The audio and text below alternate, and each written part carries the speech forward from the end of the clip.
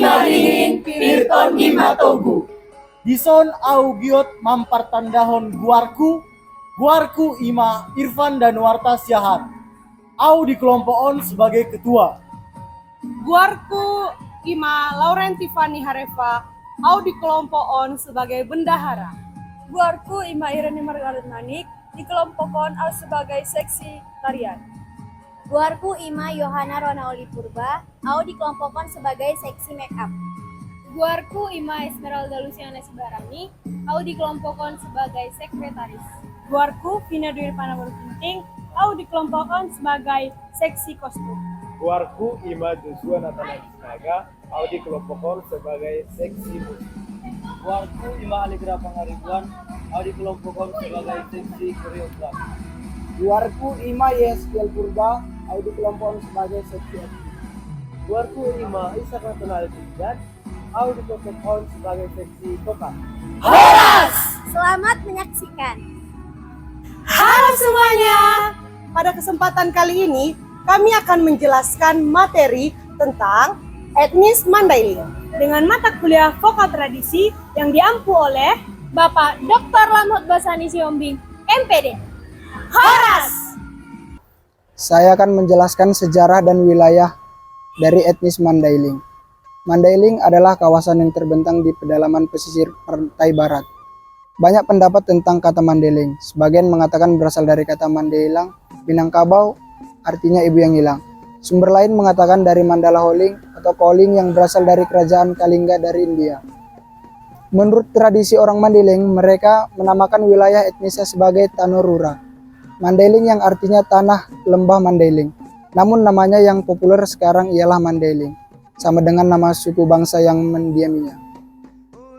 Secara tradisional, wilayah etnis Mandailing terdiri dari dua bagian, yaitu Mandailing Godang atau Mandailing Besar berada di bagian utara, dan Mandailing Julu atau Mandailing Hulu berada di bagian selatan yang berbatasan dengan daerah Provinsi Sumatera Barat. Pemukiman pertama etnis Mandailing diperkirakan berada di sepanjang sungai Batang Gadis yang berhulu di Gunung Kulabu dan bermuara di Samudra Hindia. Hal ini juga berdasarkan riwayat marga-marga di Mandailing yang mengaitkan kehidupan nenek moyang mereka di sungai itu. Saya akan menjelaskan bahasa etnis dari Batak Mandailing.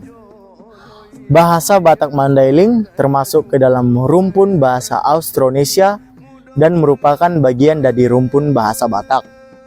Bahasa Mandailing Julu dan Mandailing Godang dengan pengucapan yang lebih lembut lagi dari bahasa Batak Angkola, bahkan dari bahasa Batak Toba.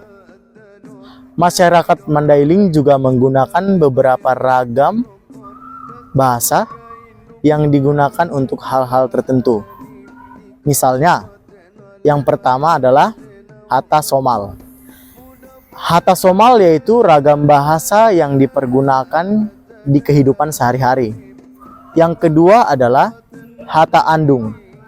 Hata Andung yaitu ragam bahasa sastra yang dipakai dalam beberapa tradisi. Di sini saya akan menjelaskan mengenai teknik vokal dalam Mandailing. Ada dua jenis folklore yang terkenal dalam masyarakat Mandailing, yaitu ende dan yang kedua adalah ende-ende. Ende adalah nyanyian tradisional, sedangkan ende-ende adalah kesusastraan lama berbentuk puisi yang dilanturkan secara lisan. Ende dan ende-ende memiliki berbagai macam fungsi. Yang pertama adalah untuk sosial kemasyarakatan, yang kedua pendidikan, komunikasi dan informasi, serta untuk hiburan. Ungut-ungut dan onang-onang adalah seni vokal tradisional Tapanuli Selatan yang berupa seni bercerita dan berpantun, serta nyanyian dan dendangan syair-syair yang diiringi oleh musik tertentu. Ungut-ungut biasanya memiliki syair berbahasa Mandailing yang pada umumnya berisikan suatu ungkapan kesedihan, keluh kesah, dan ungkapan perasaan, cinta, ataupun cerita kehidupan yang menggambarkan keinginan yang tidak tercapai. Alat musik yang mengiringinya bisa dipatokan pada satu alat musik saja, seperti dengan bersiul, suling, dan alat musik lainnya. Onang-onang adalah kesenian tradisional dari Angkola dan Mandailing yang berupa nyanyian yang diiringi musik tertentu. Ada beberapa jenis ungut-ungut. Ada ungut-ungut yang ditinggalkan orang tua, ungut-ungut nasihat terhadap anak, ungut-ungut untuk orang yang ditinggalkan kekasih, ungut-ungut untuk yang dilanda kerinduan, dan ungut-ungut tentang penderitaan hidup. Di sini saya akan mencontohkan suatu ungut-ungut Mandailing. Manuat dadalan di siang guna,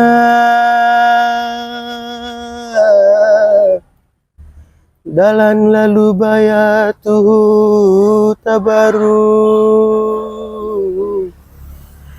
hacit naon bayada pananggungan kudainang na baru-baru. Berikut saya akan jelaskan beberapa alat musik dari daerah Mandailing. Yang pertama, gordang sambilan. Gordang artinya gendang atau beduk, sedangkan sambilan adalah angka 9. Alat musik ini terbuat dari kayu. Cara memainkannya dipukul menggunakan 2 stik kayu. Gordang sambilan memiliki suara yang berbeda-beda, disebabkan oleh panjang dan diameternya. Gendang 1 dan 2 atau gendang yang paling kecil disebut taba-taba. Gendang 3 disebut tepe-tepe. Gendang 4 disebut kudang-kudang. Gendang 5 disebut kudang-kudang nabalik. Gendang 6 disebut pasilion. Gendang 7, 8, 9 disebut jangat. Alat musik yang kedua, talempong. Talempong adalah sekelompok gong kecil yang terbuat dari bahan logam, biasanya tembaga. Alat musik ini digunakan untuk mengiringi tarian-tarian adat Mandailing dengan suara yang riang dan ritme. Talempong mampu mengajak siapa saja untuk berjoget mengikuti iramanya. Alat musik ketiga, turu tubun. Turu tubun adalah alat musik yang terbuat dari kulit kerbau atau sapi dan batang bambu. Alat musik ini memiliki ukuran yang kecil dan dimainkan dengan cara dipukul, namun menghasilkan suara yang luar biasa dan indah. Turu tubun sering digunakan untuk mengiringi lagu-lagu daerah dan pertunjukan kesenian tradisi Mandailing. Alat musik yang keempat, saluang. Saluang adalah alat musik tiup tradisional Mandailing yang terbuat dari bambu. Alat musik ini digunakan untuk mengiringi lagu-lagu daerah atau solodan dalam seni bela diri Silek Mandailing. Suara yang merdu dihasilkan oleh saluang mampu memikat hati siapa saja yang mendengarnya. Alat musik ini mirip dengan alat musik pak-pak, yaitu lobat. Saya akan menjelaskan tentang pakaian adat wanita Mandailing. Ada 11 aksesoris yang dipakai pada pengantin wanita. Yang pertama ialah bulang-bulang. Bulang-bulang adalah mahkota yang dipakai pengantin wanita untuk menutupi kepala. Bulang-bulang asli biasanya terbuat dari emas asli, sedangkan yang lain bisa terbuat dari emas sepuhan. Adapun 2 jenis bulang-bulang, yang pertama itu adalah bulang habeng atau kambing, dan yang kedua bulang herbau atau kerbau. Bulang-bulang habeng biasanya digunakan dalam pesta tersebut menyembelih hewan kambing, sedangkan bulang-bulang herbau digunakan jika menyembelih hewan kerbau. Dan yang kedua ada baju kurung panjang hitam dengan bordir keemasan. Dan yang ketiga, kain songket panjang untuk digunakan di bagian bawah. Yang keempat ada 2 helai selendang tenun patani atau songket berwarna merah hati dan diselempangkan di bahu sebelah kiri dan sebelah kanan. Yang kelima ada bobat atau ikat pinggang. Bobat ini berwarna keemasan. Yang keenam ada sepasang kris yang berukuran kecil. Yang ketujuh ada puntu atau gelang emas. Yang kedelapan ada gajah meong. Dibuat dari kain yang dibentuk sedemikian rupa sehingga agak tebal. Yang kesembilan ada kalung emas atau bercorak keemasan. Yang kesepuluh ada anting-anting emas. Dan yang ke-11 ada kuku emas pada jari kanan. Sedangkan yang laki-laki ada 5 aksesoris yang digunakan, yaitu 1. Ampu atau mahkota. Mahkota ini terbuat dari kain buludru warna hitam dengan hiasan emas. Bagian bawah ampu melilit dengan motif keemasan dan kedua ujungnya menyilang satu arah atas dan satu arah bawah, yang mengartikan agar senantiasa mengingat Tuhan dan rendah hati terhadap manusia. 2. Baju godang. Baju godang berbentuk seperti jas dengan warna hitam keemasan atau warna merah. Baju godang ini tidak memiliki kerah di bagian leher. Yang ketiga ada bobat atau ikat pinggang. Bobat diselipkan di pinggang bagian luar. Di pengantin laki-laki juga terdapat 2 pisau jantan dan betina. Untuk pisau jantan terletak di sebelah kanan dan betina terletak di sebelah kiri. 4. Gelang. Gelang ini dipakai di masing-masing lengan yang Gelang ini bermotif polos atau berwarna keemasan. Dan yang kelima ada kain sesamping. Kain ini merupakan kain tenunan songket yang dimiliki di bagian pinggang. Ada terdapat beberapa ulos di suku Mandailing. Kain ulos memiliki makna dan nilai simbolis yang dalam budaya Batak seringkali digunakan dalam upacara adat, pernikahan, dan sebagai simbol status sosial atau keberuntungan. Yang pertama adalah ulos ragi hotang, simbol ikatan kasih sayang. Dalam pernikahan adat Batak, biasanya sepasang pengantin akan dipasangkan sebuah ulos yang bernama ulos ragi hotang atau ulos marjabu. Yang kedua ada ulos manggiring. Simbol kesuburan, biasanya ulos manggiring diberikan oleh orang tua atau nenek kepada cucu pertamanya dengan doa dan harapan kelak akan lahir anak berikutnya dalam keluarga tersebut. Yang ketiga ada ulos regidup, simbol kehidupan. Ada 3 bagian yang harus ditenun secara bertahap selama pembuatannya, yaitu ada 2 bagian sisi dan sebuah bagian tengah yang berisi bagian dengan detail yang cukup rumit. Setelah selesai dengan dipandangi secara cermat, keseluruhan motif tampak nyata atau hidup. Oleh karena itu, ulos ragi hidup atau ragi hidup kerap dijadikan sebagai simbol kehidupan dan kebahagiaan dalam keturunan dengan umur yang panjang. Yang keempat adalah ulos sadum, simbol sukacita. Ulos sadum disimbolkan sebagai motivasi dalam suatu keluarga agar selalu bersukacita dan bersemangat dalam menjalankan aktivitas sehari-hari. Ulos sadum juga kerap dipakai sebagai hadiah atau kenang-kenangan kepada pejabat atau tamu istimewa. Halo semuanya, di sini saya akan menjelaskan yang namanya kesenian tradisional, yaitu tarian. Indonesia terkenal dengan keberagaman suku dan budayanya. Tak heran Indonesia kaya akan kesenian daerah, mulai dari musik hingga tari tradisional. Tetapi daerah punya jenis tariannya masing-masing, salah satunya yaitu etnis Mandailing. Jadi etnis Mandailing memiliki beberapa jenis bentuk-bentuk tarian seperti yang pertama ada pangayapi dan panortor menghadap pihak raja. Maknanya muda-mudi menghormati para petua atau yang tertua. Pada masa itu yang tertua adalah raja-raja, namun sekarang berbeda. Yang kedua ada gerakan pangayapi pangido tua, berarti meminta berkah kepada Tuhan. Tuhan menurut ajaran animisme adalah arwah para leluhur. Seiring berkembangnya zaman, Tuhan yang dimaksud pada saat sekarang adalah Allah Subhanahu wa Ta'ala. Yang ketiga ada gerakan somba penortor, berarti menyembah atau menghormati sesuai dengan tangan. Penortor yang berbentuk segitiga, menghormati maksudnya memberi salam kepada penonton. Yang keempat ada yang namanya dalihan atolu. Itu maksudnya pola lentera berbentuk segitiga, melambangkan kekerabatan. Setiap keluarga mempelai laki-laki dan perempuan harus tetap menjaga kekerabatan. Yang kelima gerakan mengido, berarti meminta berkah. Yang keenam ada menyerser atau gerak saat berpindah tempat, melambangkan kelembutan perempuan dan kehati-hatian. Yang ketujuh ada gerakan tolak bala, berarti menolak musibah sesuai dengan tangan penortor dan mengayapi yang menghadap ke bawah. Yang kedelapan adalah gerakan mangido tua dan karatan, bermaksud untuk meminta berkah dari Tuhan dan wibawa. Yang terakhir ada gerakan menyerser dan tetap membentuk dalihan atolu. Ini adalah salah satu contoh gerakan dari etnis Mandailing. Yang pertama, majukan kaki kanan ke depan sedikit, kemudian ditekuk, lalu angkat tangan sejajar dengan perut, kemudian dijentikan dari dalam keluar, seperti ini. Diikuti dengan gerakan naik turunnya kaki. Begini contohnya.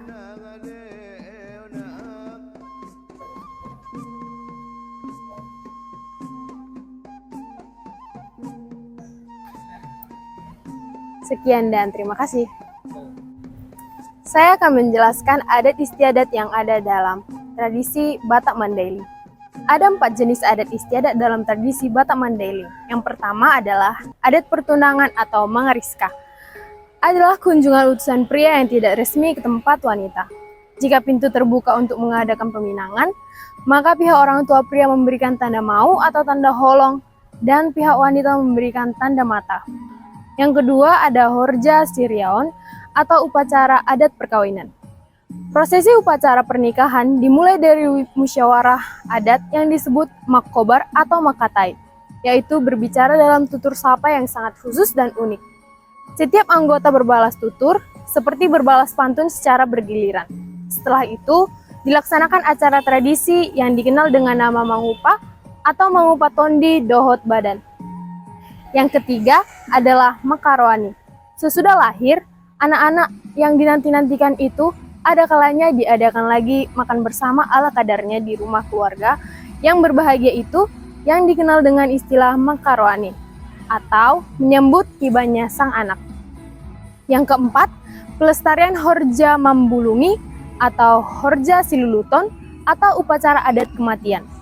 Di dalam adat istiadat Mandailing, seseorang yang pada waktu dilaksanakan dengan upacara perkawinan, maka akan yang keempat, pelestarian Horja Mambulungi atau Horja Siluluton atau upacara adat kematian.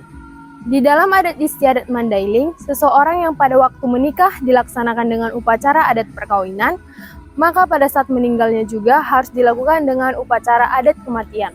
Terutama dari garis keturunan Raja-Raja Mandailing, pelaksanaan upacara adat kematian dilaksanakan yang pertama pada saat penguburan, yang kedua pada hari lain yang akan ditentukan kemudian sesuai dengan kesempatan atau kemampuan keluarganya.